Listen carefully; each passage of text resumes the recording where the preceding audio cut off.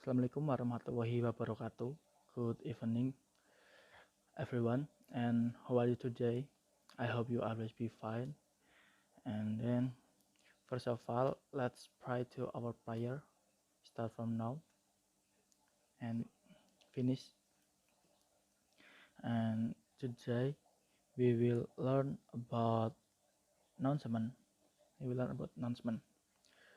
And the purpose of this learning is siswa dapat membuat teks pengumuman dengan baik dan benar, baik dalam lisan maupun tertulis sesuai konteks dengan memperhatikan fungsi sosial, struktur teks, dan unsur kebahasaan yang benar dan menunjukkan perilaku jujur, disiplin, percaya diri, dan bertanggung jawab.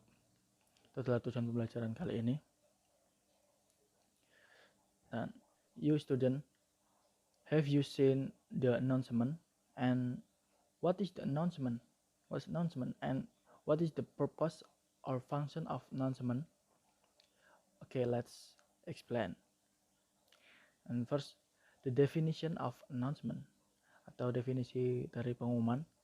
Announcement atau pengumuman adalah pemberitahuan baik secara lisan maupun tulis yang ditujukan kepada orang lain atau halayak umum mengenai suatu informasi tertentu.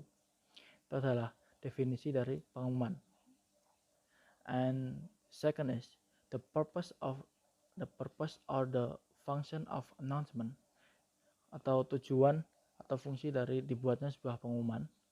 That is to give information formally to other of certain events, yaitu untuk memberi informasi secara formal ataupun non formal kepada orang lain mengenai event tertentu. And the structure of announcement atau struktur teks dalam pengumuman. Struktur dalam pengumuman. Secara umum, strukturnya adalah title and explanation or information atau judul dan informasi atau penjelasan. Namun dapat dirinci sebagai berikut, yaitu ada judul or title and receiver or penerima, and content or information atau isi atau informasi dari pengumuman tersebut, and then sender atau pengirim dari pengumuman tersebut.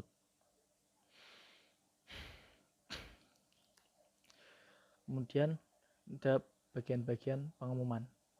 Bagian-bagian pengumuman antara lain adalah kepala pengumuman atau kop pengumuman sangat penting dan memiliki beberapa fungsi, yaitu sebagai alat pengenal agar suatu organisasi atau instansi mudah dikenal oleh masyarakat yang biasanya memiliki logo khusus sebagai ciri khas.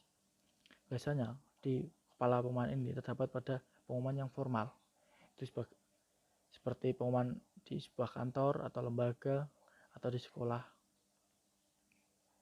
Kemudian yang kedua, ada badan pengumuman. Dalam badan pengumuman terdapat beberapa unsur, yaitu salam pembuka dan isi pengumuman tersebut. Kemudian bagian kaki pengumuman terdapat salam penutup, di mana salam penutup ini harus disesuaikan dengan salam pembuka. Selain itu, bagian kaki pengumuman memuat tentang nama kota, tempat pengumuman dikeluarkan, dan tanggal pengumuman dibuat, dan nama penanda tangan serta jabatan penanda tangan dari pengumuman tersebut.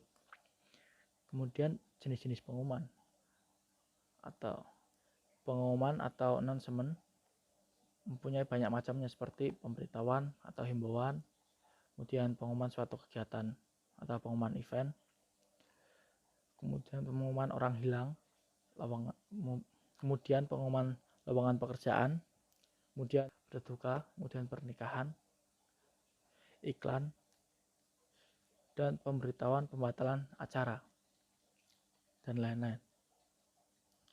This is the example of announcement.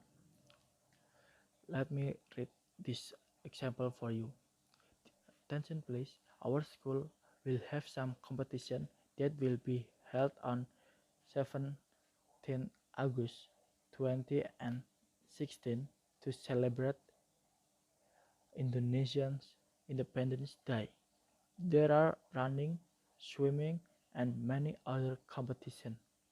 Registration will be held on 10 until 15 August at Oasis Room. Free registration and full of price. For more information, contact our Oasis chairperson. Itu adalah salah satu contoh pengumuman di sekolah. And this is the next example of announcement. That's the cancellation of GEG concert in Singapore. Dear fans and media, this is an official announcement to inform everyone that we have just been notified by Sea Jazz Entertainment, the artist agency of GEG, that they have decided to cancel GEG World Tour concert in Singapore, which is scheduled on 23 April 2011 at Singapore Indoor Stadium.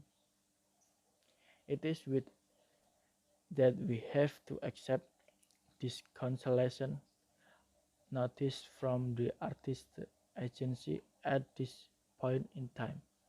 We have submitted the final plans for stage, seating, and ticketing for the agency approval so as to proceed with the official announcement on ticket sale. These plans are in accordance with the regulation required by the authorities in Singapore and the budget allocated for the concert. It is most unfortunate that the plans are not approved by Sea Jazz, and their decision is to cancel the concert. We respect the agency decision, and with great regret we are unable to change their mind but to accept this unforeseen circumstance that is beyond our control. We understand the disappointment as well as the inconvenience caused due to the cancellation, and we sincerely apologize, especially to the fans of GEG, the management fight, and the entertainment. Kemudian ini merupakan contoh yang selanjutnya dari announcement atau pengumuman PT Sumi Indokabel Tbk. Announcement to all the shareholders. This is to inform the shareholders of PT Sumi Indokabel that the annual general meeting of shareholders or meeting shall be held on Monday, September 20 and 2012. The invitation for the meeting shall be announced on Thursday, 9 August 2012 in 2 newspapers.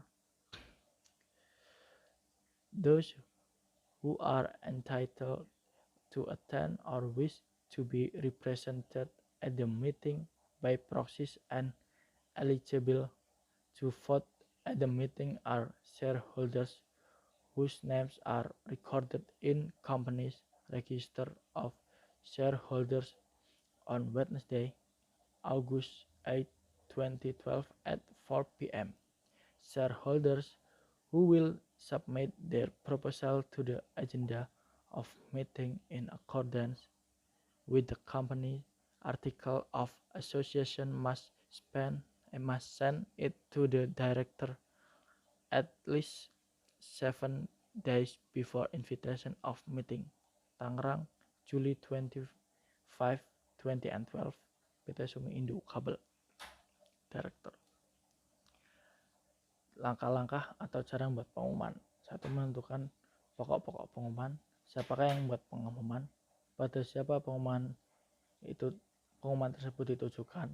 Apa saja hal yang perlu diumumkan? Yang kedua, menyusun kerangka pengumuman. Menggunakan bahasa yang lugas dan persuasif serta isi atau maksud pengumuman yang jelas.